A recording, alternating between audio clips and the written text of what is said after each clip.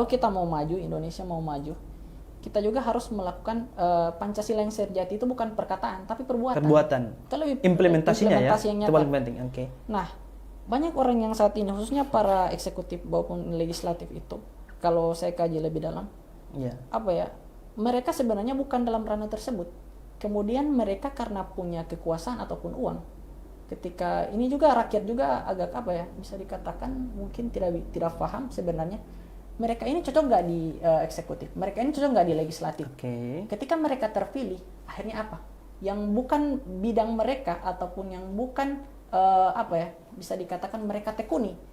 Contohnya seorang sarjana ekonomi ataupun sarjana informatika, dia menjadi seorang pejabat negara.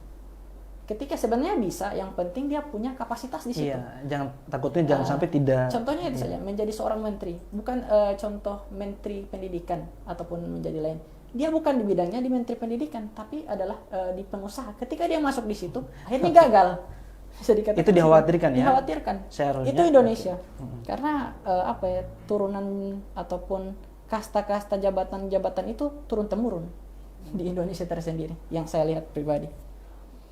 Baru solusi dari Pak Harun seperti apa supaya ini terarah dengan bagus? Kalau kita seperti yang saya katakan tadi, kalau hanya kritik tapi tidak memberikan solusi, itu sama saja dengan bohong. Jadi saya memberikan solusi. Yang pertama, saya ingin berkontemplasi di negara Jepang tersendiri. Bagaimana ketika terjadi Perang Dunia Kedua, negara Jepang itu hancur. Hanya tersisa beberapa orang, kemudian dipanggil oleh kaisarnya, oleh kaisar Jepang itu. Ayo kalian lanjutkan pendidikan kalian, buat kalian itu berkualitas. Akhirnya apa? Buat diri kalian berkualitas, tekuni bidang kalian masing-masing, tekuni pekerjaan kalian masing-masing. Ketika saya memprediksikan 50-100 tahun kita akan maju. Akhirnya apa? Jepang maju dari Indonesia tersendiri. Padahal Jepang dengan Indonesia kalah jauh dahulu.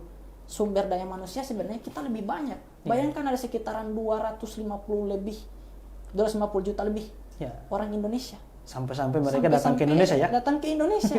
Ini lebih anehnya orang Jepang. Orang Jepang itu sedikit, tapi apa? Mereka gunakan kepintaran mereka. Dan juga apa yang mereka perbuat. Mereka berbuat itu, mereka berusaha dulu. Uang itu gampang. Kalau orang Indonesia beda. Uang dulu, baru habis itu. Itu mayoritas yang saya lihat ini. Kebanyakan. Terima kasih sudah nonton.